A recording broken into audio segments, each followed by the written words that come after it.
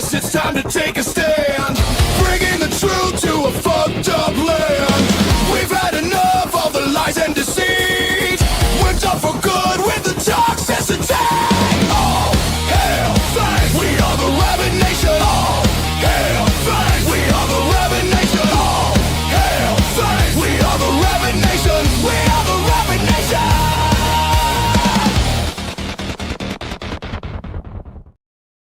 All right, and a hearty shout out to all of you in the Rabyd Nation. Welcome one and all, whether you're a citizen that's paid for their citizenship by buying a membership, whether you are just a subscriber and just a tourist, or whether you're just looking across the border and saying, do I want to immigrate to such a wonderful nation as the Rabyd Nation? Welcome one and all, and welcome to the live stream on a Wednesday, which we usually do a Bible study Wednesday night format. And right now we're looking at something called Red Letters, Red Flags. We're looking at critically at the teachings of Jesus Christ and seeing if there are any red flags in them as to whether or not they're good teachings or bad. But I am your host, Ed Rabyd, a former pastor turned atheist, now compassionate anti-theist. Welcome to my channel, The Rabyd Atheist, and welcome to another Wednesday night Bible study. And so we'll continue. I do want to get a few announcements out of the way. There is, of course, a goal in chat. That's my way of paying for the streams. I try to keep my streams commercial free while the live stream is happening, and I turn the commercials on after it's over.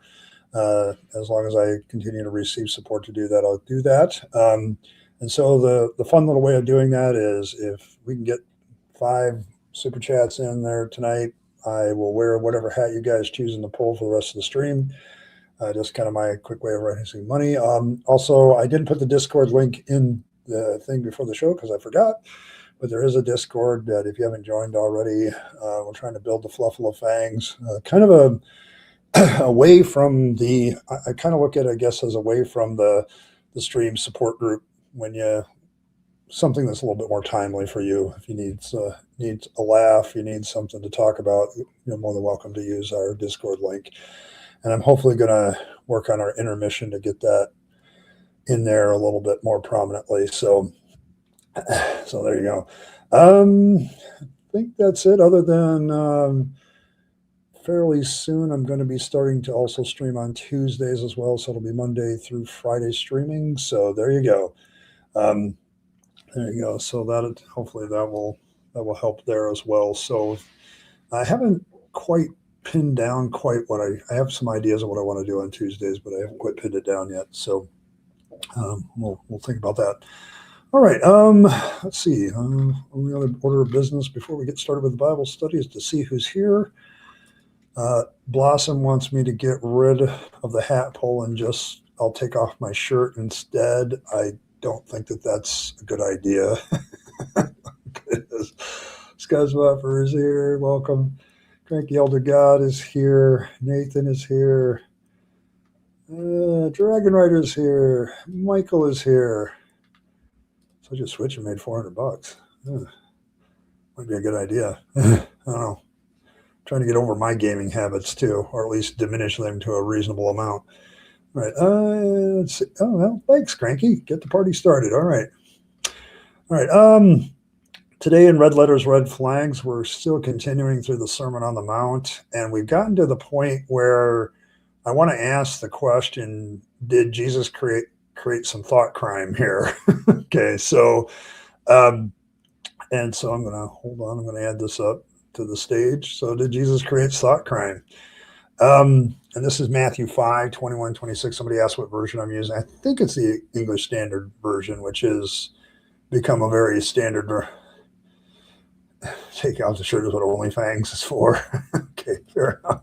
All right, fair enough. So did Jesus create a thought crime here? So far in the Sermon on the Mount, we've had the Beatitudes, which I've kind of labeled as just trying to get the crowd's attention. And then, we talked about salt and light, and we talked about Jesus's relationship to the law, so on and so forth. But then we get to this passage in Matthew 5, 21 through 23. And it says, you have heard it was said of old, you shall not murder, but whoever murders will be liable of judgment. But I say to everyone who is angry with his brother will be liable to judgment. Whoever insults his brother will be liable to the council, and whoever says you fool will be liable to the hell of fire. So if you're offering a gift at the altar and there you remember that your brother has something against you, leave your gift there before the altar and go. First be reconciled to your brother, and then come and offer your gift. Come to terms quickly with your accuser while you are going with him to court, lest your accuser hand you over to the judge, and the judge to the guard, and you'll be put in prison. Truly, I say to you, you will never get out until you have paid the last penny. There's a lot of different ways that some of these versions of this have said. The King James has different wording. The NIV certainly has different wording. My issues, and I want to kind of get to the cores of Jesus's teachings here, and the reason why I think the reason is very apparent why it falls into a red flag for me. I don't know, might include Jim Bros. Yeah, you gotta see the brother thing is kind of interesting because he doesn't define what that means. So if he's talking to a Jewish audience, he's saying his fellow Jews. Okay, like the thing with Jesus is, and we'll get into this later, he does have a distinction between Jews and Gentiles in his own teachings. Like he tells the one woman, it's not fit for the meat that's intended for the children to be given to the dogs. It's like, and his dog reference is definitely to the fact that she's a Gentile woman. And so it's like, it's one of those things. So brother probably means fellow Jewish brother. So like, I'm an only child too. So, I have a guy I call my brother in Texas, but he, not biologically, but he's been more than a brother to me on many occasions. So, and I'm with it. So, so there you go. But some of the key teachings of Jesus, I think, here is he equates anger with murder. Like the two are synonymous with Jesus. Because if you look at what he says, you say, but I say to you, everyone who is angry with his brother will be liable to judgment. Okay, so he's making this equation because the Old Testament law had, because remember, he's just coming off the teaching where he basically says the law is still in force, right? And so now he's saying, like, the law says that if you murder somebody, you're liable for judgment. That's true. It says, but I'm saying to you, everybody who's angry with his brother is liable for judgment. Whoever insults his brother is liable to the council, and whoever says you fool will be liable to hellfire. So he's like making the law actually more stringent.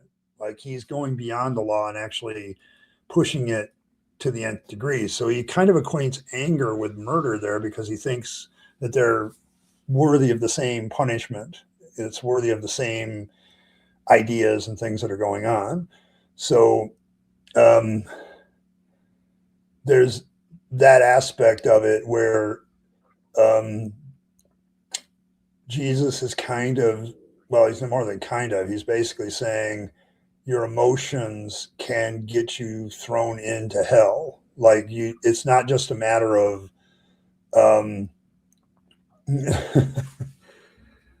yes. And this is the thing, like he's making the rules more extensive, Nathan, you're absolutely correct. Like what Jesus is doing here is he's saying, okay, murder is punishable by death, right? But now we're going to make anger basically to the point where if you call somebody a fool, you are also in danger of hellfire. Like you're now pushing the judgment of God. Okay, so Jesus also indicates that the just punishment for insulting someone is to get punished to the point of a specific insult of you fool getting hellfire. Okay, so like Jesus is pushing it to the point where he's saying, like, if you insult somebody with a very specific insult, like you can end up in hell for it. So it's not just enough not to murder somebody. You now need to not get angry with them. You need to now not insult them. You need now not to call them you fool, because all of those things now lead to a progressive standard of justice where for your very thoughts being expressed towards a person. So there you go. Like it's like what aspect of being insulted, endangers you of hellfire. like that's kind of where we're at, like we're at here with Jesus's teachings. He's basically saying your thoughts, your emotions, he's introducing this concept for the first time. We'll get to it even more next week when we talk about how Jesus created purity culture and all the dangers that that's did. So, but yes, it's like, that's later. It's in the same Sermon on the Mount, Michael, where he's going to talk. I'm going to bring up another this kind of a foreshadowing of something else as well, because it's like what he does is he basically says if you get angry or insult somebody, you're worthy of hell. Okay. Whereas the law, like in verses 17 through 20 of the same chapter, we talked about last week, he basically endorses the law as something he's going to follow. Well, in this one, not only is he following the law of murder leads to, a judgment of death, we're going to throw you into hell for telling somebody else that they're a foolish person. So that's kind of what ends up happening. It's like, it's one of those things where Jesus is just like adding to things. Like he's not even in the law right now. Like he's going to be somewhere else. Well, yeah, Jesus, but Trump has also openly admitted he doesn't think he's going to heaven. Okay. Like he's said that. So like, at least there's one thing he's honest about, I guess. Yes. And people complain about lawyers. Yes. But Jesus like is taking this to the nth degree. Like if you insult somebody heavily, then there you go. Also in this is the idea that one cannot worship God while leaving unreconciled issues between others is also present. When he talks about in this passage, like if you come to the altar and you remember you have your brother and you have something against each other, you need to go reconcile with them first, and then come offer your gift. The implication is that you can't really worship God effectively unless you have all your relationship ducks in a row. Like there's got to be nothing in between you and some other person before worship can be affected. Now, what I'm kind of getting at there, and I haven't even got very far into this, there's a high level here where I don't think anybody can escape being condemned. I think that what you have here is somebody that is, condemned simply because of what they think or the fact that they have personal issues between each other. And all of a sudden you're condemned before God. It's not just a question of being condemned by your fellow man. At this point, God's not going to listen to you, because it's kind of a foreshadowing of what Jesus will say in, I think it's Matthew 6:14 and 15 after the Sermon on the Mount, because he says, if you don't forgive your trespasses, your Heavenly Father won't forgive you. Okay, so there's kind of the same kind of idea here. If you don't have reconciliation with all the rest of your relationships, then what's going to happen here? What's going to be going on? And I think that's kind of something that he really pushes heavily, is this idea that your relationship with God is going to be negatively affected unless you have everything right. And the problem I'm getting here, and the thing that Jesus creates and Christianity creates eventually, is they create so many rules. Okay, like Nathan's right, because he creates so many rules of what constitutes what's right behavior, and everything else outside of right behavior is sin. You create a definition of what's right behavior to the point that there's no way that anybody cannot sin. And so you get everybody in. And it's a great salesman tactic where you basically point out to everybody, oh, you have this bad relationship, you can't really worship God effectively. Oh, you cause somebody fool, so therefore you can't do that. Like you can't come and worship God and offer up your offering. Like it creates a system where nobody, and I repeat, nobody can escape condemnation in it. And so therefore, like all good salesmen, everybody needs this product. And because everybody needs the product, then we're going to sell the solution. Okay. Another thing that Jesus talks about here is in legal matters, Jesus advises coming to terms with people quickly so you can avoid prison. And if you still end up in prison, do your time and accept the punishment. it's, the debtor's prison thing I'm going to get to in a moment, but yeah, it's like, this is very heavily legalistic, in my opinion. Like I've been in churches like this where, oh, you can't say that, you can't do that, oh, you can't be angry with me, oh, you got to forgive me. It creates a very legalistic environment where, because nobody gets off the train of we're no good, you don't really get anywhere. Okay, like it's to me, it's a very interesting salesman tactic. Like, and religion has been doing this. Yeah, yeah, you're born broken, and will break you even more as you get older. Yay, yes, this is exactly what this is. Okay, I'm not going to even lie. I think that's probably the most accurate assessment I've seen of this, Michael. Like, it's Jesus has said, okay, it's not bad. And, it's bad. The law does say that murder is bad, but I'm going to make it so much worse. Like, you can't think certain things about things. You can't be angry with things. You can't think nasty things about things. You can't say nasty things about people. And I don't get me wrong, I don't think that's very helpful either, but I'm not going to sit here and condemn you to hell for calling somebody a fool. Okay, I think there's a standard of justice there that I don't think involves equality in any way, shape, or form. It's like creating so many rules that you end up condemning everybody. And then your cult becomes based on we're all condemned and then we're all trying to fix it. Okay, we're born broken. We're going to break you some more because you don't realize how broken you are. And then we're going to offer you a cure. And this is where snake oil is born. I know. I thought the elder gods had different views on humanity anyway. So, I mean, it's quite, I thought the elder gods kind of looked at humanity as like we're cows, like we're burgers, only it's not burgers, it's brains of sun. If you're all right with Jesus, he'll always forgive your sins, even if you keep doing it. Yes. And that's kind of the thing. Like there's this legalistic element. So what are the red flags? And this is my opinion, so take it as it is, but I do think that Jesus is starting to have some threads here that I consider red flags when I consider justice. And people say, "Well, you're an atheist. What standard of justice do you have?" I'm like, It's called reason. It's called equality before the law. All those terms that we use in civilized courts. Learning how to be as fair as possible given the situation. There's plenty of standards that people come up with by themselves without a God. But one that he thinks it's feel punishable even to a degree of legal punishment, the council, or eternal punishment, hellfire, for what you think and say. This is the very definition of thought crime. Like, thought crime is the idea that you shouldn't say certain things, you shouldn't think certain things, you shouldn't feel certain things.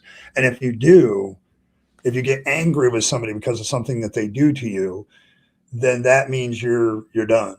Like you've endangered yourself of sin and crime, and there's just no way. And the problem with anger, okay, let's think about how many times people get angry every day. Like, there is no way that you can escape that kind of emotion and thought crime. Like, I don't know how you do that. I don't think that you can escape that at all. So there you have it. Ringus can only be accepted to the person who is wrong. 1984 is not to be a blueprint, but a warning. What part don't you people get? Yes, yes. And I think that's kind of what I was getting at, Dragon Rider, because I've read 1984 several times, and this is kind of what the state does in that book. Like, they are after your thoughts, they're after your feelings. They tell you can't have certain feelings, you can't do certain things, you can't. It's like there's no autonomy for the person. Like, only the authority has autonomy, and this is what leads to it. When you start making thoughts and emotions crimes, you're having a problem, because then everybody's going to be guilty. And so, yes, but there, how do you ground your reason? How do you ground your reason and fairness? Gotcha there. Yeah, okay, whatever. I think there's a lot of things, Cranky, that you can look at something rationally and decide whether it's fair. I think you're being funny, okay, because I know you pretty well, and I know you. I get what we're dealing with here because the apologists, particularly pre-suppers, will say, "Well, how do you ground that reason in fairness? Like, why does it need to be grounded? Why can't it just come from human beings? And why does it need one grounding? I still haven't understood that, Cranky, of why it needs one grounding. Like, can't some aspect of justice be grounded in something and then some other aspect of this in society be grounded by something else? Like, I don't get why it has to funnel down to one thing. There's thought crimes for thought crimes make no sense. Yes, exactly. And that's part of the red flags issue. There's no way that anybody, another red flag is no way that everyone who exists would not be guilty at some point because of human nature. It's a rule that makes everybody a criminal. And there's in totalitarian states, that's kind of the way it goes. Like, if you run a totalitarian state, then you create laws that make everybody guilty. Then everybody is like, oh, I'm guilty, I could end up in prison. And so you rule the entire thing by fear. If you're going to make anger, human anger, punishable by hellfire, then everybody's guilty. Like, and that's a perfect way to manipulate everybody. Oh, you're all guilty of thought crime. You're all guilty of being angry with your brother, sister, whatever. And so you better do what we say or we're going to punish you. And this is so big a red flag to me. Like, it as much as next week we're going to talk about purity culture and lust and all that, because that's where Jesus goes next with us, okay, with adultery and lust and all that stuff. And that's going to be something we can be more specific on. But this, to me, is more dangerous because the moment you start making any thoughts or insults or whatever punishable, you're heading to totalitarianism, in my opinion. And Jesus is very much an authoritarian. That's something that people miss in Jesus's teachings. Like, every time the authority figure, like the master and his three slaves, or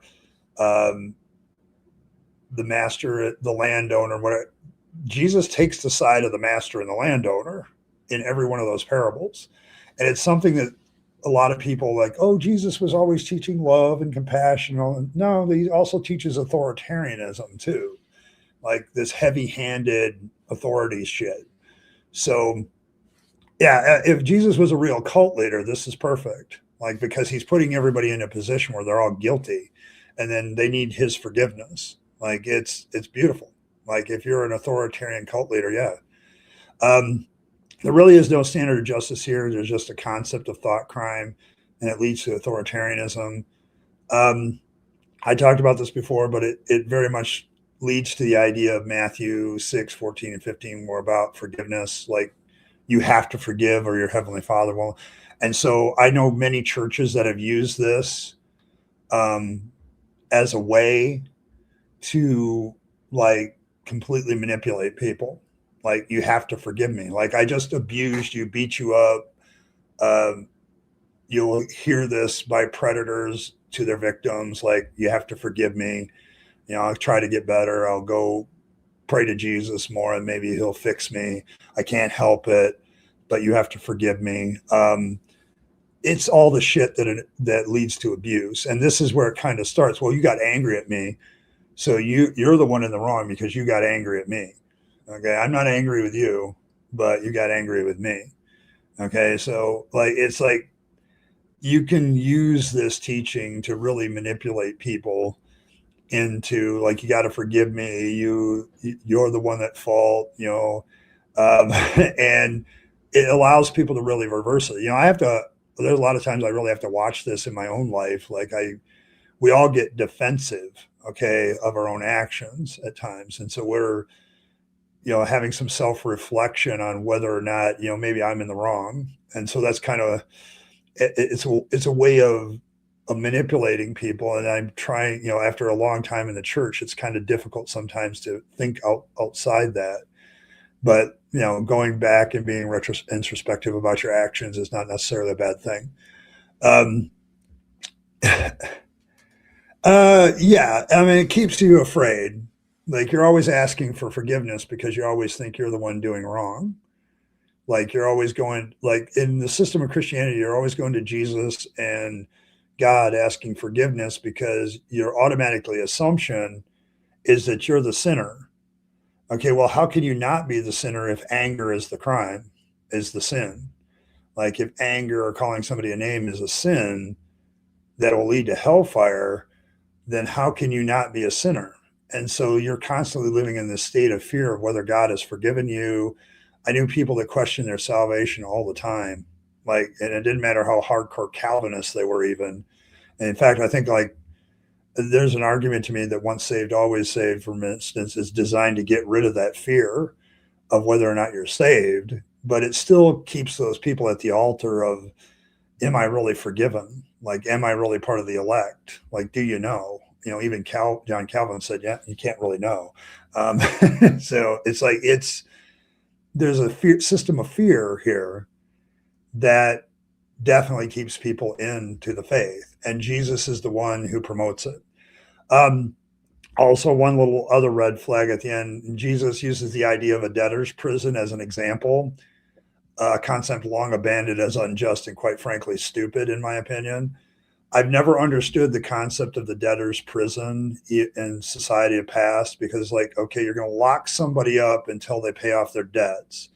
How the hell are they going to work to pay off their debts? You know, you basically put them in a perpetual state of prison, and it's just it's a dumb way of doing it. If you want somebody to pay off their debts, then you kind of need to let them get out and find some work so they can do that. And there's tons of other better ways that we found to do that since. But Jesus, if you look at the way he talks about it, it's like, yeah, you're not going to come out of there until you do the utmost farthing. So, um, so there's that. But yeah, it's a kind of multiple red flag of authoritarianism, keeping everybody in fear, keeping everybody like in a different state of kind of fearing. So I think the final analysis of this for me, and I'm trying to end the Bible study portion here where I yap for in less than a half hour. So me and Fangs are gonna give this one a red flag. So yeah, except for child support. Well, yeah, well, that's a that's one thing that I really wish there was some reform on, like both directions. Like there needs to be kids need to be supported, but at the same time, like I know some of my friends that are living in trucks, you know, they can't afford an apartment because of the child support they're paying to their ex. So it's like, would you spend that much money on your kid if you were living there? Probably not. So no, it's like there's some valid arguments on both sides of that one, actually. So yeah, and that's the other thing that's a red flag, Philbert, and welcome, mighty Philbert. That's another red flag though, is like you're dealing with, like, now it's not debtor's prison, it's a debtor's system of indentured servitude where you have to work that off. Like I've had, you know, I've tried to figure this out of how that would work, you know, but it's like there was a time in society where being in debt was a greater crime than being a deviant in certain sexual sentences. Like there's been times in history where being in debt was considered the worst sin ever, you know, like, and because of the words of Jesus here, like people make bad financial decisions, people make bad relationship decisions, and they end up in different financial situations. It doesn't mean that you should throw them in prison or some sort of indentured slavery servitude situation to fix the problem. I'm not sure that that's how that works. And you could also look at in those timeframes where indentured servitude and debtors' prisons existed. Um, you would also have like basically the elite classes using that as a form of free labor. Like they wanted people to go in debt so that they could grab a hold of them and force them into forced work situations. Well, you know, in some ways and some things have never changed, has it?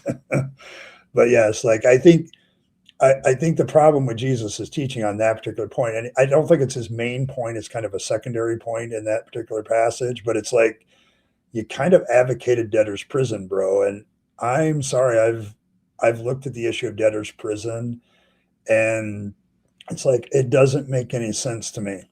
Like it. it doesn't work for me. Like, it's like you're putting somebody in a prison. They can't work. They can't make any money, but they're not allowed to come out until they paid off their debt. And it just doesn't make any sense. Okay. Like, I don't, so humanity doesn't comprehend heaven and hell. The former is hell. The latter is a deep fryer. Yes.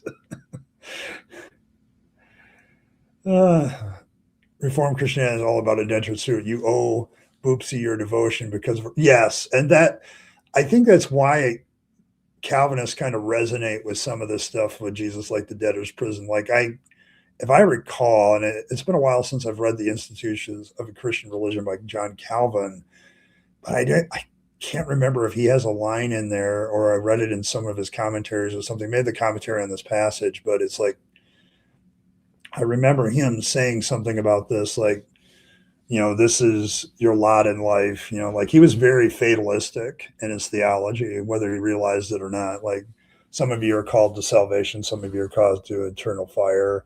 And so some of you are called to be in debtor's prison and some of you are called to run the prison.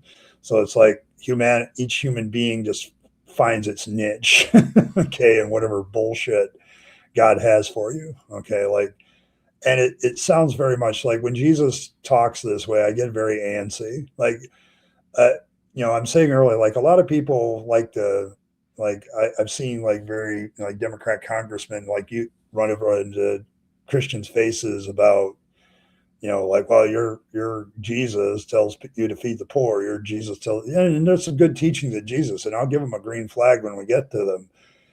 But Jesus is also very authoritarian in his teaching. Like, he's very God to me, to the rulers of the earth. Like, in every parable where there's a master-slave relationship, he takes the side of the master. Like, he doesn't take the side of the slave being oppressed. Like, if you're waiting for that, you've got a long wait. So, Josh, they put the person hoping their family friends will pay the debt collection mixed with sanctioned hostage taking. Yes. And at that point, it's like, I would say, yeah, you're basically taking a hostage so the bank will get its money back through other family and friends. And that was kind of the plan. But it's like, you could also let the guy out to work, okay, so he can pay off the debt that way and you get your debt paid off faster. But, I as much as there's problems in our debt-driven society, I'd rather have that than people thrown into prison for debt. Like, I'd rather, there are certain problems I'll take quicker than I'll take this one. So it's like, when Jesus endorses a debtor's prison there, it's like, no.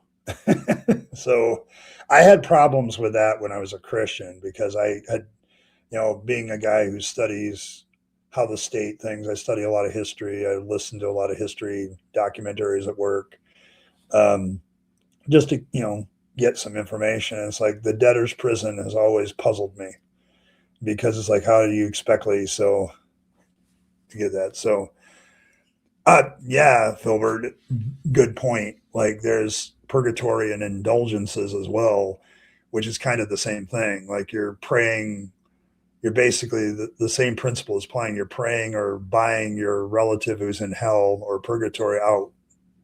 And so the debtor's prison and I think some people that preach purgatory make the same analogy of debtor's prison. Like, they're hoping that your family members and all those people will get out and all that. So that's kind of the interesting part of it. So, like, yeah, there's a definite good correlation there because it's one of those things where I find a red flag in Jesus's teachings at that point. But the biggest thing that you have to remember is Jesus talks about giving to the poor. He talks about all that stuff. He also talks about obeying the master a lot, and you better forgive your brother or whatever. It's you over and over. It's like, we're gonna buy you out. Like, we got to buy you out from a problem. And so over and over, you have Jesus being very, very authoritarian too.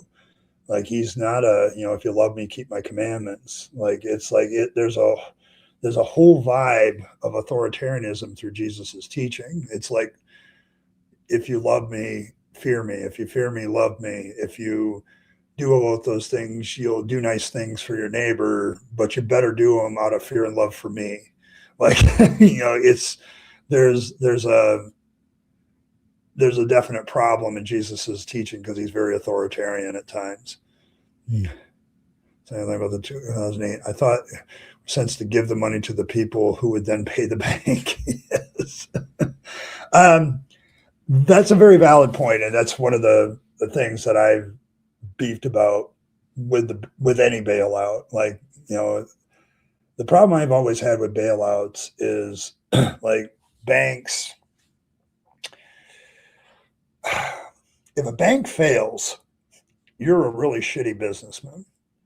Because when you really think about it, banking is very much about you have a amount of capital which you can borrow from another bank, you lend it out, and then other people put money into your bank and you pay them interest. And it's really a design system for success. Like, and if you fail as a banker, I have to question your business acumen. Okay. And I hated the bailouts because, like, well, if they're going to fail, let them fail. Like, it sucks for a lot of people, but why don't you give the people that they robbed, money instead of the banks? Like, you make a valid point, Barry. So, yes, love our dear leader or else. There you go. Or until he didn't, the poor will always. Yeah, I mean, and that's the other thing with Jesus. Like, he's like, yeah, you're always going to have the poor. Like, the poor are always going to be here, but I'm not going to always be here. He literally puts that in that sentence. Does that sound familiar? Does that sound like an egotistical thing that somebody would say? Like, you're always going to have the poor, but you won't always have me. So you need to pay attention to me. Like, yeah. Does that sound familiar to anybody? I don't know. Yeah. Then I found out the banks were getting huge amounts of their bad debts taken off their hands by the federal government. And then they could still, yes. And that was the other thing. You're still making money. Like, how are you getting a bailout if you're making money? Like, it didn't make any sense to me either, Josh. Like, and a lot of people got mad about that. Like, it's like, to me, if a business in the United States fails, it's probably bad business practice, or the government regulations got in the way in some way that's killing it. But it's like, banking is literally dealing in money. And if you charge more interest to the people that borrow money from the people and there's less interest given to the people that give you the money in the first place to lend out, you should be okay. Like, it's like, it's a built-in recipe for success to be a bank. And I know there's probably some bankers will argue with me on that, but it's like, yeah, it's like people give you their money, they put it in savings, they expect some interest, but you lend that same money out at a higher interest rate. And that's the whole point. And it's like, yeah, I didn't understand it. So, slave to the lender, where did that come from? That's a Proverbs passage. Hold on. I can look that one up real quick.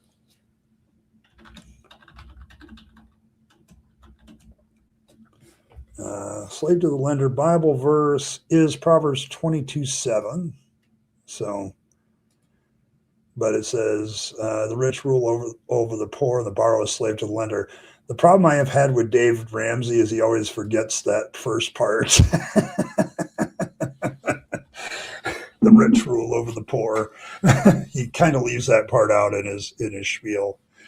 Don't get me wrong. I still follow some of the principles because I don't think they're necessarily biblical. They're just good sense. Like, live within your means is probably a good, sensible thing to do.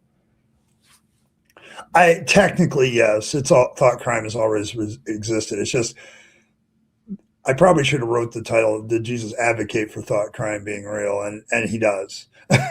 Okay, he does. He definitely thinks thought crime is a real thing. But yes, I've been accused of being a little clickbaity of late in my titles. And it's like, don't hate the player, hate the game. It's YouTube.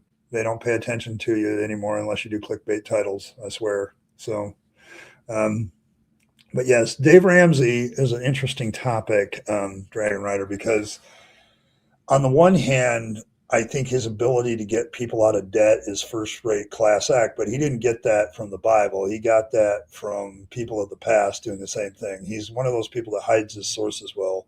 Like, the debt snowball is not a new idea, okay? Like, taking your debts and paying off the smallest one and then adding that to the next one, that's an old technique for getting out of debt that's been around for quite a while, longer than Dave Ramsey. So, so he has a tendency to have some good stuff that makes a lot of sense, but he forgets the first part of this verse, Proverbs 22:7. So, like the rich rule over the poor, like, and it's a true statement, I suppose, but it's like he always wants to focus on the last part of how not to be a slave by not being in debt. And there's some good banks, so there's that. Yeah, it's a business. Like, I will admit that as a former minister, like, it's a business. Every church is a business. Okay, like it has its inflow of cash, it has its outgo of expenses. Supposedly they're not profit, so they're not taxed in the United States, which I told people it's still a good idea, because the moment you start taxing them, they're going to now we're fully justified being involved in politics, because we have to help decide where to spend the money. And I just wish the IRS would enforce the existing rules, and then we wouldn't have a problem. But I don't see that happening anytime soon. So fractional reserve banking, only a portion of deposits is saved. So any bank, even though big bank, is subject to bank run, that can cause, yes. And it's like they make sure that you keep certain amounts on cash, but not enough to cover all the debts that the bank owes to people investing money in them. So it's like every bank is still subject to a bank run. Yes. And that's something I learned in banking class when I was taking economics classes. And it's like, the Federal Reserve it doesn't solve all the problems. So, but yes, but yeah, if you run an honest bank, you can make money just by being an honest bank. Like, you don't have to cheat. Okay, so yeah, they do lend more money than they manage. They generate money, which is a huge part of the problem. Yeah, it's like there has been some calls, Michael, in the past in various countries, not just the United States, of making sure that banks can't lend more money than they possess. That way, if there's a call on the debts, they have the money to cover. Like, they have the debt to cover at least, but they don't do that. And so they tend to lend out more money than they possess. So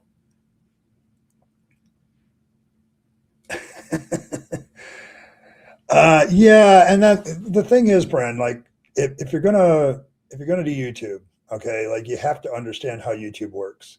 And I think it's that true of any social media program. Like, I'm trying to grow, because I think people need to hear the message of, hey, we atheists, we do have morality. It's the demon, getting rid of the propaganda about atheism and getting some understanding about what deconversion does and all the issues related to that, like people coming out of Christianity. Like, I want to do more of that, right? But I have to understand how YouTube works to make sure that message reaches more people. And that's the real hard part. Like, it's the hard part. So you also fail at social media.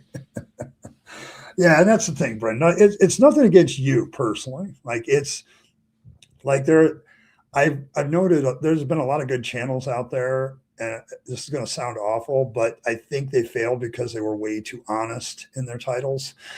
Like, you have to give somebody to go, yeah, you have to have an emotional connection moment, and I have a hard time doing that. So yes, morality speaker. Yes, I know the mighty Philbert is an awful person. You say so at the beginning of every of your video of your streams, like you're a terrible person. Yes. Oh, you think there's thought flavors? Yes, I suppose. So yeah. So there you go. But yes. But yeah, but getting back to Dave Ramsey, my history with him is I followed him for quite a while. I got into huge financial trouble when I was in the ministry, because my first church, I thought everything was cool, and so I bought a house, and that ended up being a mistake, because the church kind of bailed on me, and then I lost my job at the church, and I couldn't find work. It was middle of a recession at the time, and I got into big time financial. And Dave, I kind of followed Dave in my second church to kind of get out of a lot of that debt, and I kind of begin to see the problem of debt, and I think he's right about that. But some of the rest of it, but he's not basing a lot of what he does on the Bible. he's certainly not paying attention to the first part of Proverbs 22:7, the rich rule over the poor. He doesn't use that as part of, yeah, get rich, follow my scheme and get rich, and then you'll rule over all these poor people. He doesn't say that, does he? Okay. You just don't want to be a slave to debt anymore. Yeah, the cool kids are all doing TikTok streams.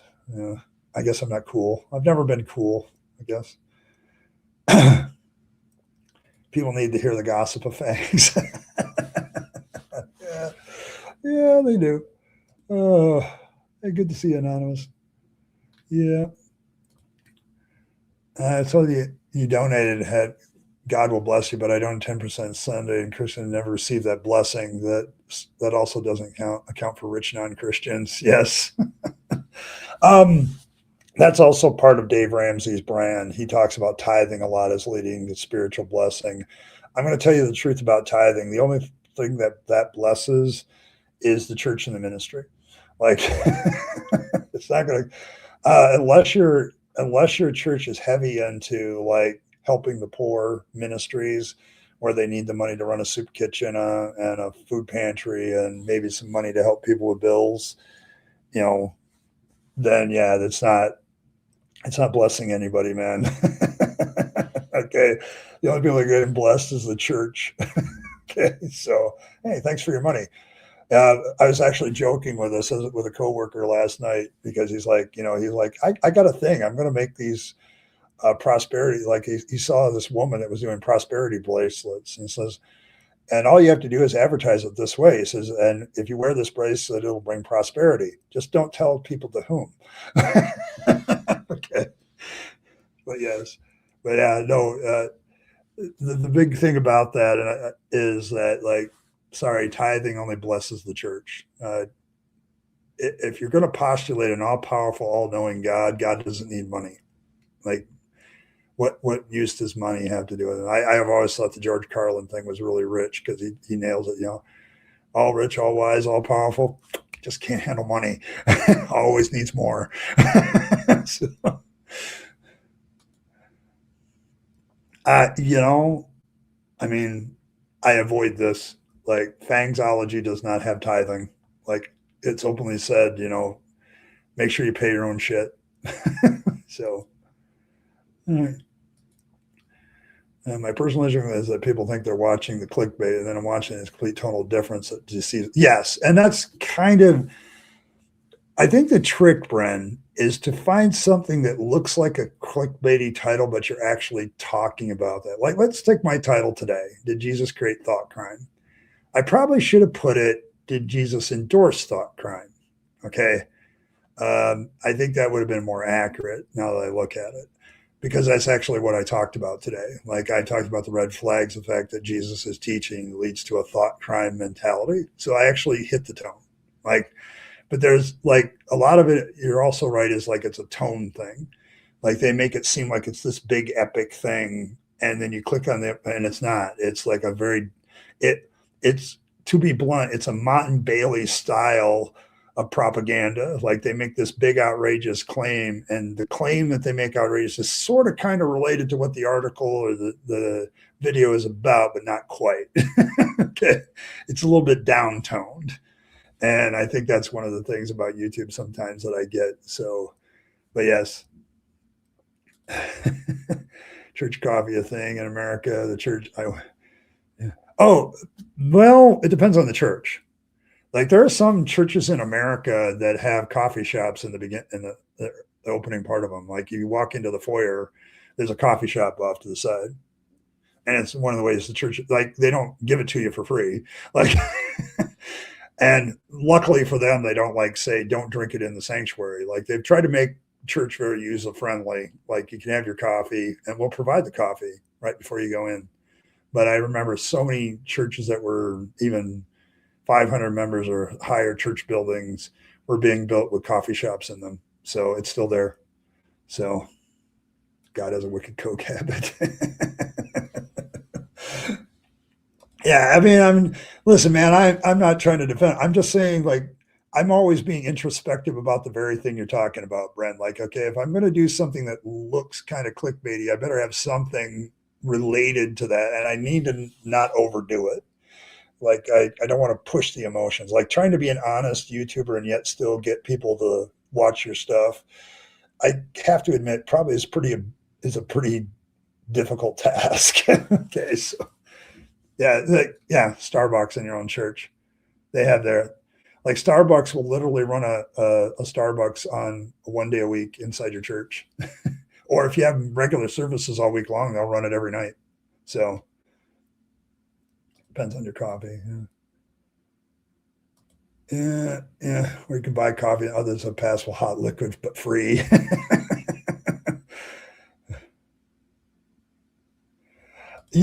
I would agree with that. Like Christian YouTubers do that a lot. Like, um, it's interesting because well, on one hand, Mighty Philbert, it makes it easy for me to find stuff to react to. Like if I wanted to do reactions every day to some Christian doing overreach, I could definitely do that. Yeah, I could do that every time. But yeah, like it's been a discussion for me for many years. Like how do I run this with the titles? Getting how to get attention with titles and be accurate with titles is a thing. So there's that. All right, I'm gonna take my intermission here real quick so I can come back and we'll talk some more. But I'll be back in 2 minutes. So we'll remove Fangs here. We'll throw up the intermission.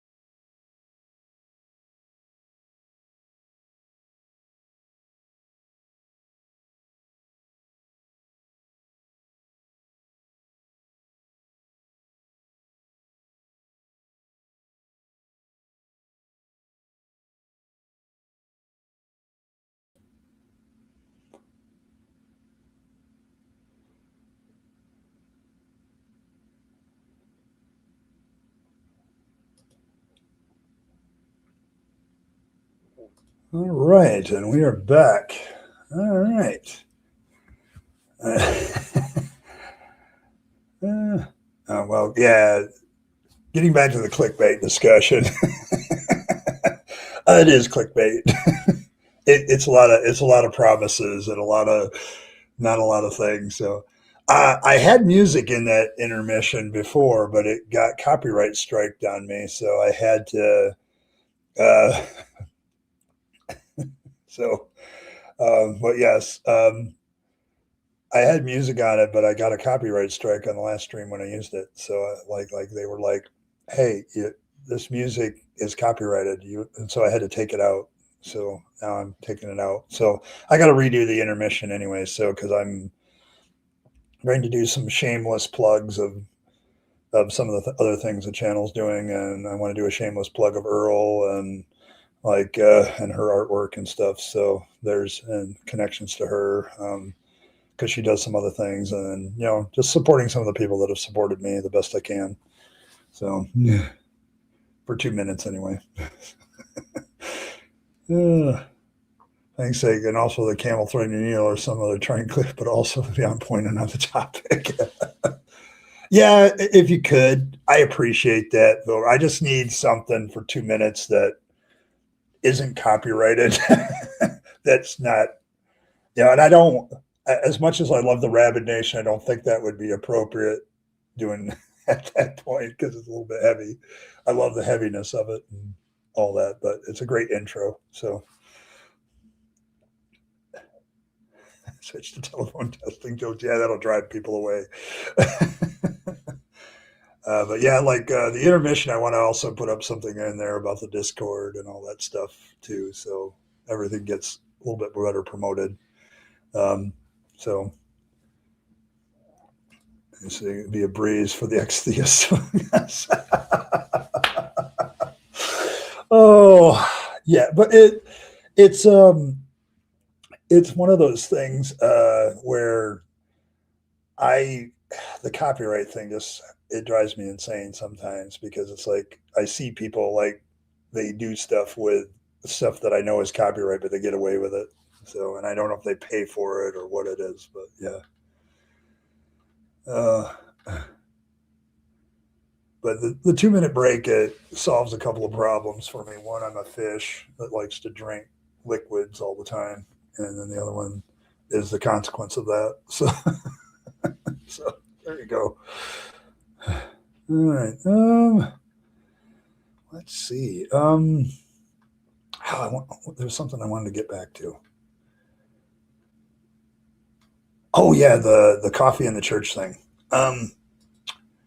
I remember the last 3 times I went to a bigger church. I had to go to a church when I was teaching in Texas, and it was this big place because they had the entire staff and everything of our school meet at the church building, which I thought was odd, and I told everybody it was odd.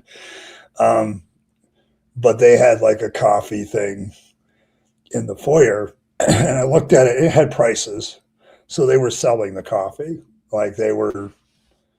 So, so they were definitely paying for the coffee. But I went into other churches where it looked like it was free. So I had to wonder: do you think that part of the church battle in a local area is whether you have to pay for the coffee or not? Is that going to be a doctrine at some point? Like we follow the proper doctrine of you don't have to pay for coffee in the church. Is there a way to? Is there a biblical verse that could justify some sort of religious sectarianism due to coffee? I know they have a library of music to use.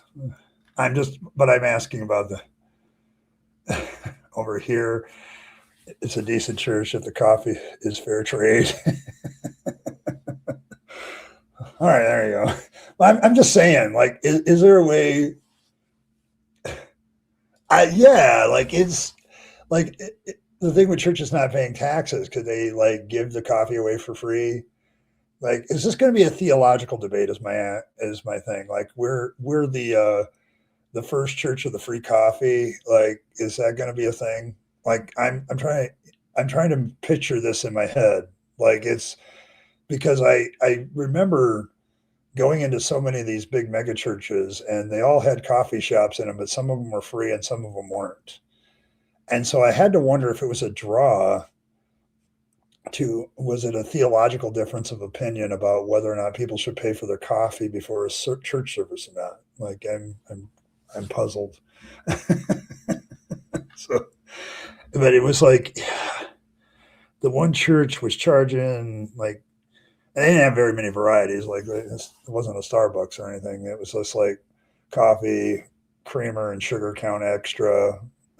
We do our basic coffee, and then if you want creamer and sugar, extra 50 cents kind of thing. And I was thinking to myself, you could have the church of the free coffee, and then you have the church of you pay for your coffee because Jesus paid for your sins. Like, so, I mean, it is all about the money, because even the people giving away free coffee, that's a draw. Like, they're trying to get you into the church so that you can drop money. So Anything being produced to get paid probably isn't that supposed to be a Christian thing?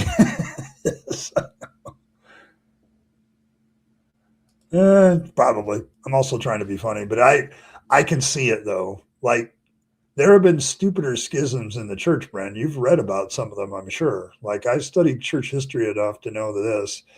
Like there's the whole thing in early Christianity. Like there was a schism over when to celebrate Easter and Christmas, like what holy days to follow and things like that. And like churches broke off because of that. So I can't I couldn't see a I could see a possibility of somebody, do we give free services to the members like free coffee and free donuts, or do we charge them for it?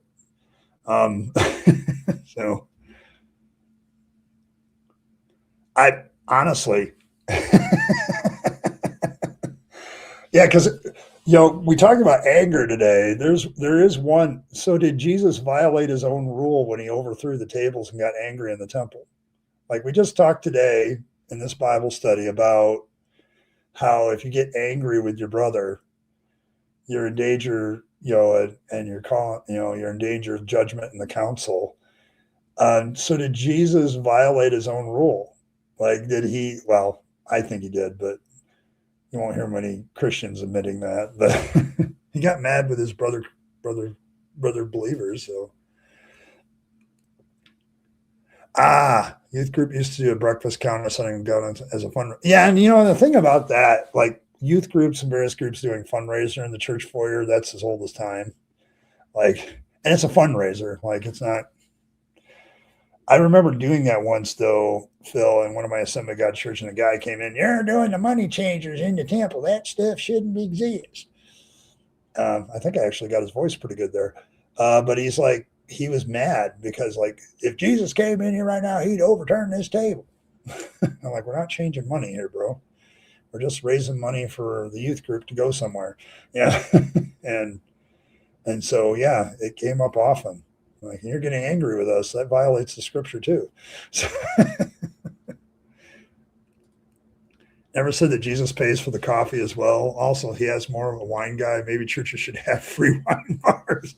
There's another. See, there's the other schism though, Michael. Because when I was in the Assemblies of God, we were having a discussion with our Assemblies of God brethren in Germany.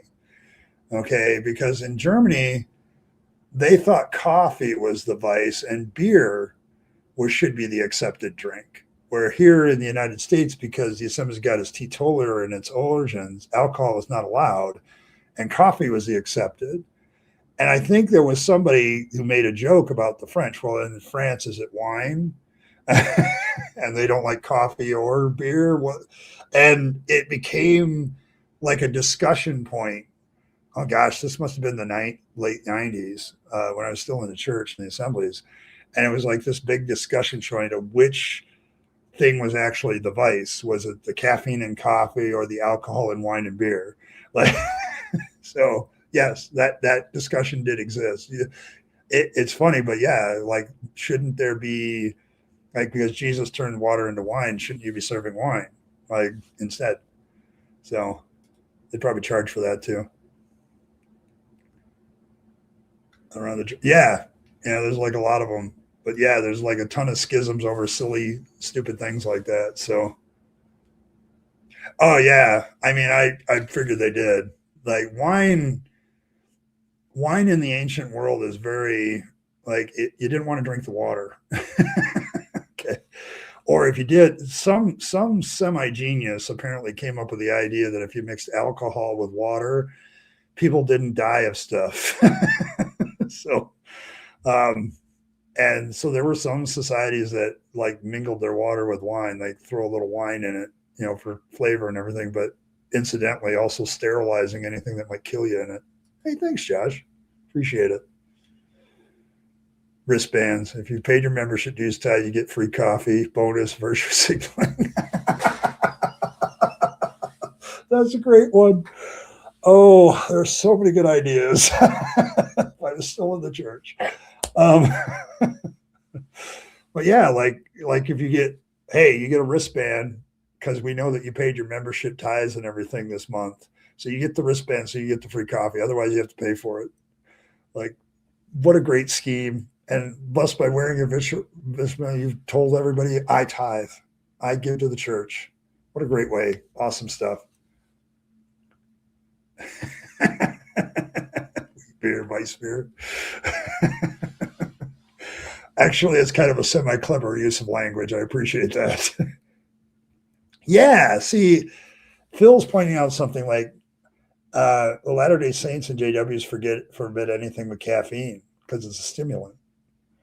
And my denomination, the Assemblies of God, Philbert knows all too well, we're teetotalers. Like, you couldn't have anything with alcohol in it. I'm fairly certain that a lot of the members of that church, of the Assemblies of God, violate that, but it's like in the thing because they were born in the time of Prohibition and temperance movements and all that stuff, same time period. And so they had the real temperance movement vibe. And that's still a carryover, even though Prohibition failed and they ended up doing it. So, but yes. Yes, handcuffs. There you go. No, not today. Yeah, you could have poured some wine in the water when nobody was looking. That's possible, true. Like, I remember, gosh, wasn't it Penn and Teller or one of those magician people that duplicated what Jesus did? Like, they used like what Jesus would have had available at the time and proved to them like it could have been very well a big bait and switch, something set up ahead of time. Like, he could have known the reason why he knew what was there as he had already been there, kind of thing. So,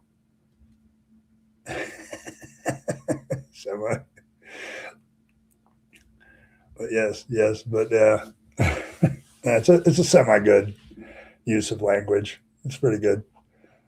Just raising the bar. We got to stay. Michael, you just got to stay above low bar bill. So, just got to stay above that. So that's all you have to do. But yeah. So there's that. So we got all that. I'm wondering, like, I remember that this was a big talking point back in the day. Like, the Assemblies of God was expanding into different countries, and different countries had different, what they considered to be like central to their culture kind of drinks and stuff. And they were like, all of a sudden the temperance movement origins of the Assemblies of God were running into cultures that the social drink was beer or wine and it wasn't coffee. So like, and the LDS and the JWs, they do forbid everything with caffeine. I bet you they've had a similar problem. Like if you go to certain countries, like, coffee is a staple. Like, there are certain places where coffee is the social lubricant. The United States, I think, is one of them. Like, you don't get past much of anything without drinking coffee. And I want to thank, let's see, Josh. Hey, Josh, thank you very much. You made it. There we go. That's number 5. Thank you very much for the support, guys. I appreciate it. I know, getting closer and closer to where I want to be. I would love to do this full time and hand out stuff. One of the biggest things I still have on my plate and an agenda overall for the rabid atheist movement, if you will, is to get something where we can have some sort of charitable cause and back that. I'm just not sure what that would be yet. So, but yes, like, that's kind of one of the things I would love to get to a point where, we can help out other people. It's still on my list. It's just a question of getting there. And so every step is important. So thank you once again.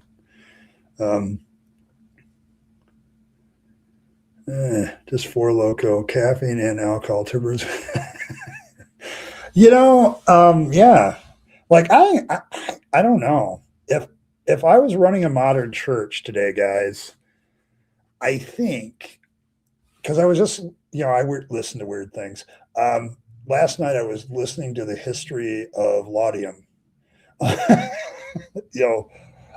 Basically, various different painkillers. Like, back in the day in the Victorian era, they were like sold over the counter stuff. And I was interested in it because I was like, I'm working on a time period piece of fiction, and I was doing some research. And I'm like, because I also was like, I ran into Sherlock Holmes in my reading list, and I'm just like, okay, fine, I'll listen to the Side of Four again, and the whole drug use back in the day came up, and I'm like, well, what the hell? What were these people thinking? And lo and behold, what shows up on my feed?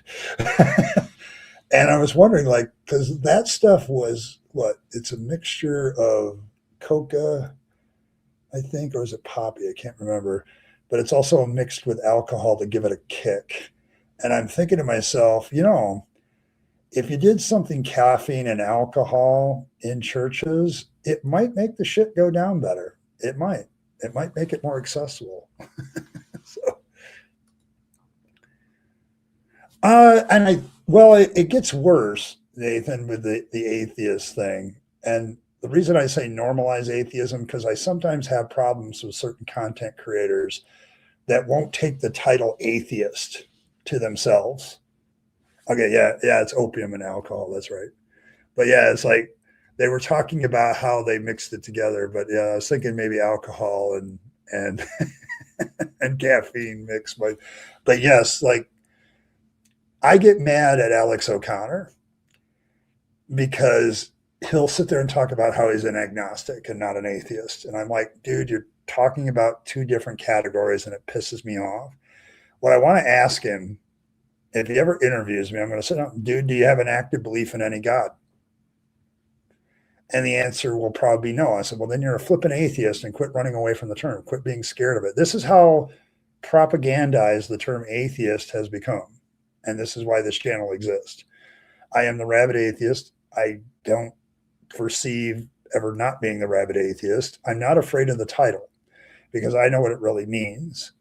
So it pisses me off, not just when Christians misrepresent it, but people who are actually atheists won't own the title for themselves. That pisses me off too, because it could be a big help if they just did say, yes, I'm an atheist, and that's okay.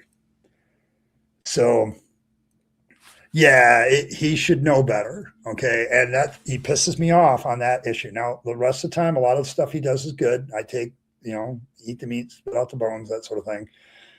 But he pisses me off about that one, because if I asked him point blank, does he have an active belief in any God at all? He'll say no. I said, well, then you're a flipping atheist. Say you're an agnostic atheist and be done with it. It's two different categories of knowledge. And it's not just the other team, Nathan. It's my own team. Sometimes the quote unquote free thinker agnostic types. And I kind of, who's the comedian who basically says, quit being cowards? And I'm like that. Like, quit being cowards about what you are. Like, admit what you are. And it's how successful the negative propaganda about atheism has been. This is why I will probably end up doing what I'm doing on that front forever. But yeah, it's like, just own up to it. So yes, it is opium and alcohol. Like I just listened to this, but I was like, yeah, I get you with there, Bren. I'm glad he had the conversation with Rhett, because it fed my content feed for 4 weeks straight with Pelagia's reaction to that and the apologists. But at the same time, he's kind of just there at times. And some of the interviews he did, like the one recently with Sam Harris, and is there an atheist spirituality? And what the hell is an atheist spirituality? Like, to me, spirituality has religious connotations. So it's like, I'm not there. So clothing instead of getting naked. No, I'm not doing the naked thing. Sorry, Blossom. I know that would probably make you excited, but I'm not going to do it. Yes. The poppy seed and the honey, yes. Yeah, I was just listening to this history of laudanum, and I'm like, holy shit, we were all drugged up. The Victorian era now makes a hell of a lot more sense. because everybody was on drugs. So just everybody's too busy on drugs to enjoy sex, I guess. But except they enjoyed that too, apparently. So I can appreciate and prefer nuance instead of black and white, but Alex isn't being nuanced. He's just being an idiot trying to please everybody yeah, and that's my problem. Quit atheism. I get it. It's an offensive term, Blossom. It is. But that's what we need to get over. We need to get over it being an offensive term. And you can't do that with people who are quote unquote non-believers who don't want to take up the title of atheists, even though that's what they are. Because then they make it look like, oh, we're the more intellectual ones, we're the more nuanced ones. And it's like, no, there are certain things that make you a certain thing. And if you don't believe in a God, if you don't have an active belief in any God, you are an atheist. Just get over it. Okay. It's okay. It's okay to be. So, yeah, I mean, and that's the thing. Like the atheist label has a very specific thing. So it's like it's one of those things that I work hard for. There's other people that work hard for it. But yeah, we're like out here going on, like my title, my channel is the Rabyd Atheist. And so it's like, I'm not afraid of that title. And I get all kinds of shit for it too from theists. Like they come in here and, you atheists don't have any morals.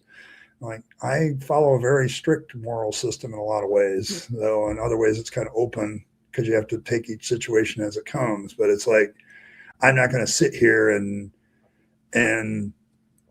go say that I'm not an atheist or try to pass myself off as an agnostic. Instead, I don't have an active belief in God, so I'm an atheist. And it does drive me nuts. So, they also had that too. Absinthe.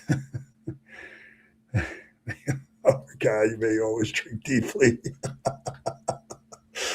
Oh my gosh. I'm just saying, like if you had a caffeine alcohol mixed drink in any church, it would make it more acceptable. No, I don't have to put humanist in front of that at all. Like, no, to me, like you can be a humanist and a true atheist that doesn't believe in a God.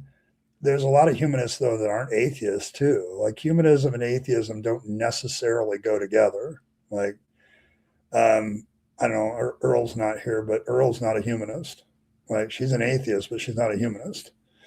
Like, she has a large problem with humanity actually being a solving of its own problems. And, there's some people that that don't take the humanist label because they actually believe that humanity will eventually destroy itself because of our own stupidity. So there's a lot of different variants in that, Nathan. Like atheism just kind of deals with one thing. That's why the atheist worldview just drives me nuts too, because it's like, how is that possible? Like it just deals with one thing. So, absinthe tastes like shit. I don't, when I got out of Christianity, I tried a bunch of different alcohols, cranky. I think if I had to choose, and I stay away from alcohol because I'm autistic, and autistic people have a tendency to fall into addictions.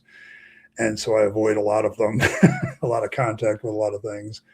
But I remember taking a lot of alcohol. The only thing that the stuff I would probably drink if I drank all the time would probably be, there's an Oktoberfest beer that I tasted once that I can't remember what it was, but it didn't taste like beer.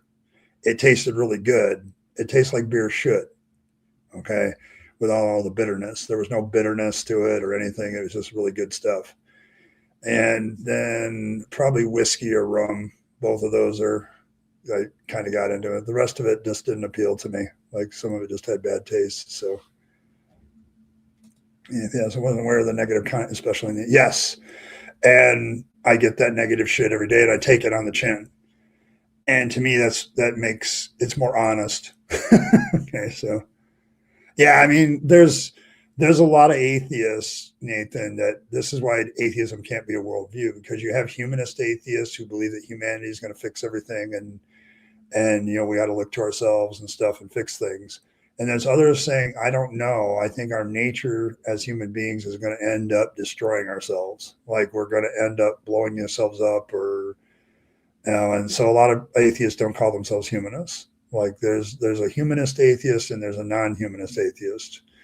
Atheism just happens to be part of what they are. Like that's the thing about the worldview thing. So you can be a communistic atheist. I've seen socialist atheists. There's capitalist atheists. There's liberal atheists, conservative atheists, moderate atheists, libertarian atheists. But yes, like you can have like, I believe that if humanity is going to save itself, it's going to have to save itself. There ain't no God helping us to get out of that. It's a roll of the dice of whether we're actually going to do that. Okay, like it's because there's certain things in humanity that don't go away, and I would argue that religion enforces some of those negative things like tribalism and, if I may say, power and authoritarianism. I don't think authoritarianism leads to survival. Sooner or later, the authorities are going to make a mistake and kill us all, so to say. Kind of on display right now, actually, if you ask me. So there you go. And we're like, no, we're humanists. Killing is wrong always. Well, yeah, and I don't think it's a good argument to say, hey, what should happen to bad healthcare CEOs is they should die. I don't think that's necessarily a good thing. Like there has to be, like, to me, due process is a good thing. So the real problem there is the law doesn't allow you to go after the CEO. It's that how shall I say it, limited liability stuff. So like it doesn't, if you could legally sue the stockholders of a company,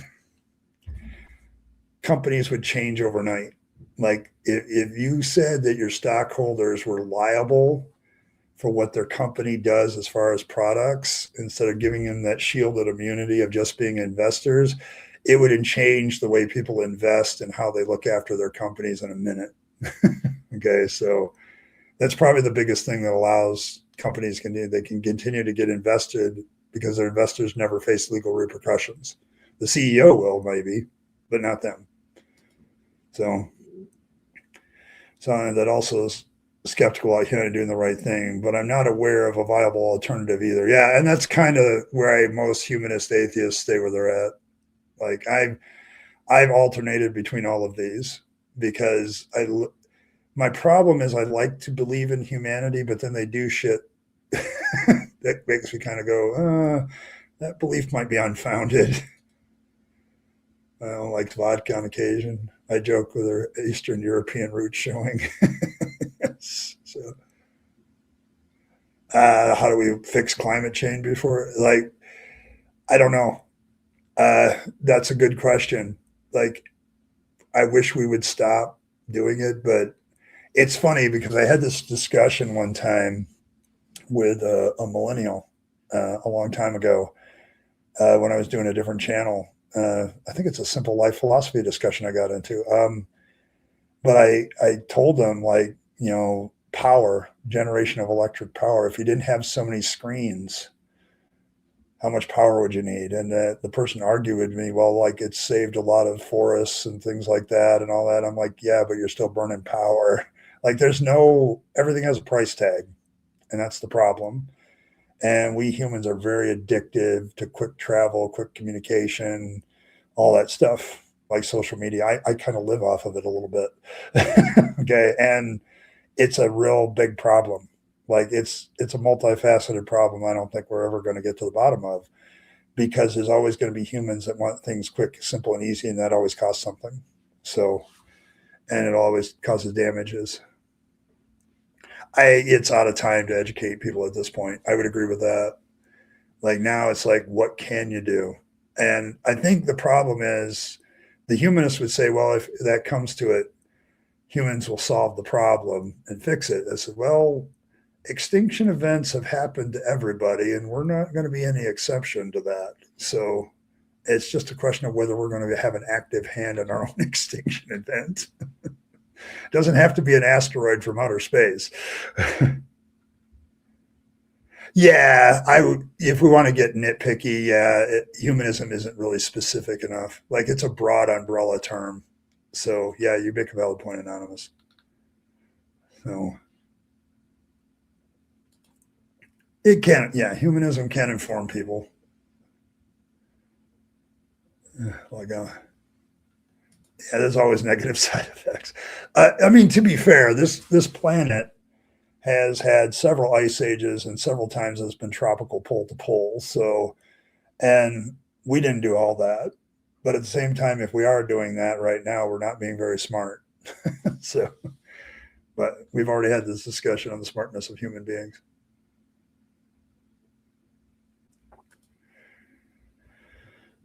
Yeah, there's no way of changing them. I think we've gotten addicted to what we do, and the world's going to change, and we're adaptable enough creatures that will probably adapt with it for quite some time, Blossom. But there will become a point where we won't be able to do that because even right now, parts of the planet are not accessible to us.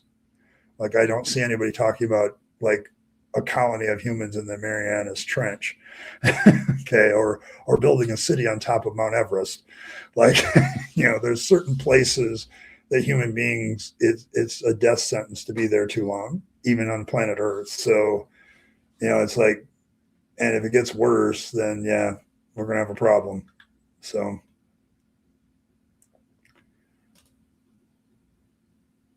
yes, this is where you find out being by yourself is a little bit difficult.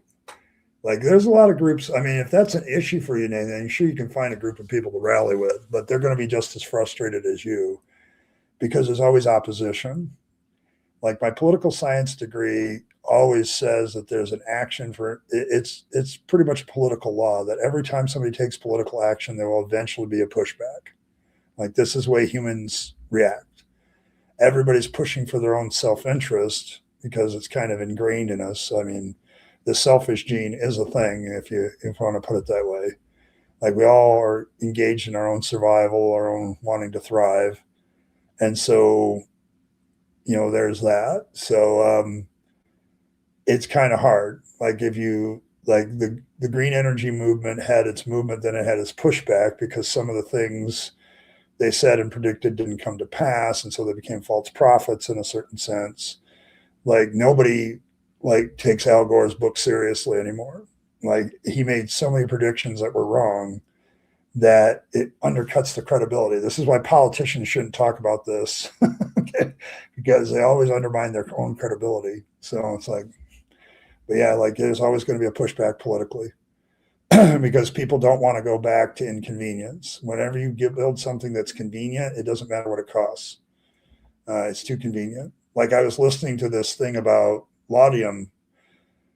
They knew the dangers of laudanum like 100 years before it was banned. Okay. But there was so much momentum in keeping the institution alive that there was pushback.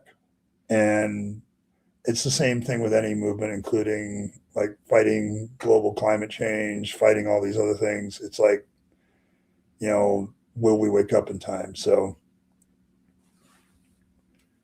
yeah, no food makes it hard to live in a place.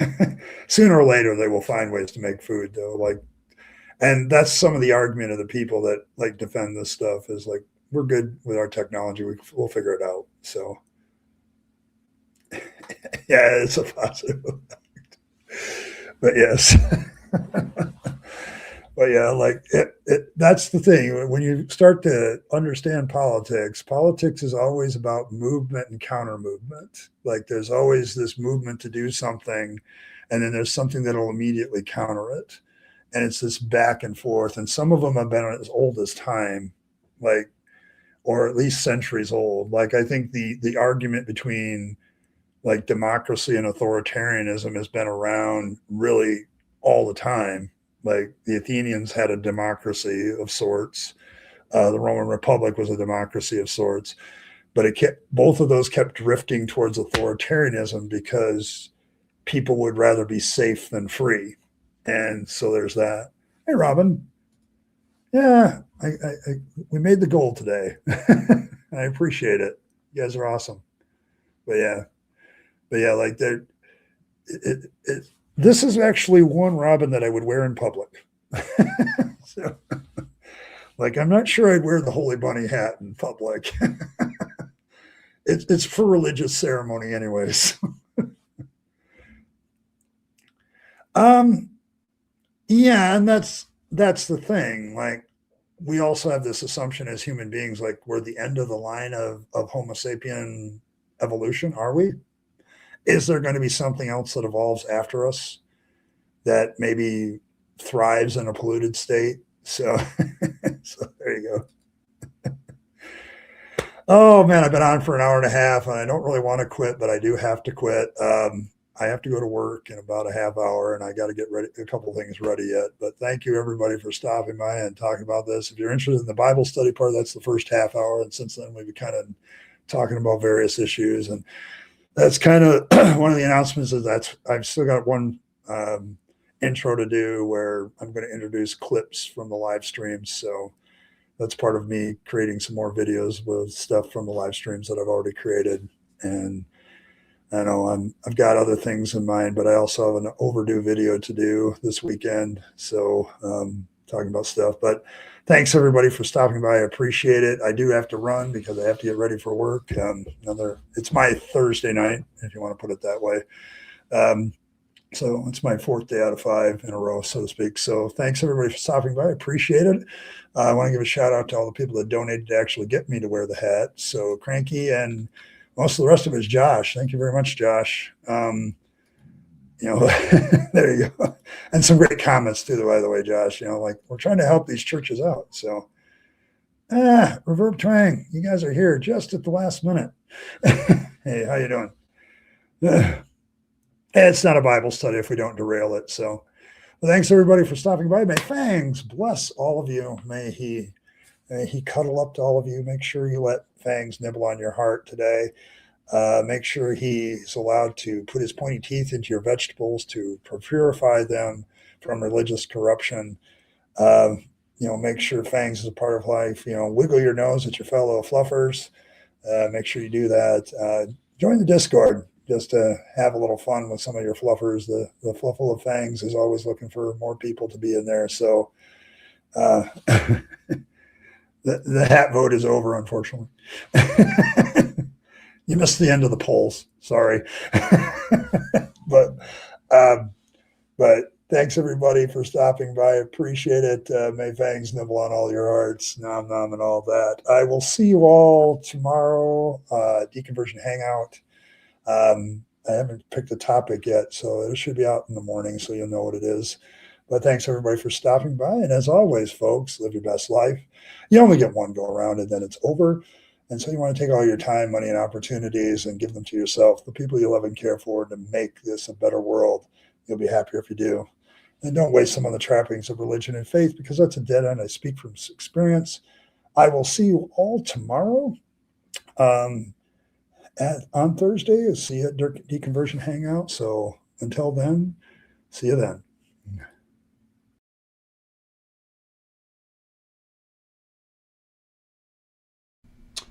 Hey, thanks for sticking around to the end to find out how you can support the channel better. Of course, there's always the normal notions of just hitting that like button, subscribe to the channel, hit your notification bell, and share the video with your friends and family that you think would be interested. That's always very appreciated. If you want to support the channel in a more tangible way, there's several options. You can super chat or super thanks in the comments or during a stream. Those are always very welcome. But you also can become a member of the channel. Members have certain perks like getting the videos early, things like that. They also have some good custom emojis during chat. So all of these things are good benefits to members, but they also support this channel and its work to continue to normalize atheism and deconversion, for which I'm very appreciative. It keeps me going, and it keeps me as a content creator being able to do more and more as a content creator. So if you choose those methods of support, thank you very much. And I appreciate you once again for staying to the end and listening to other ways that you can support the channel. Appreciate it. Thanks, and I'll catch you next time.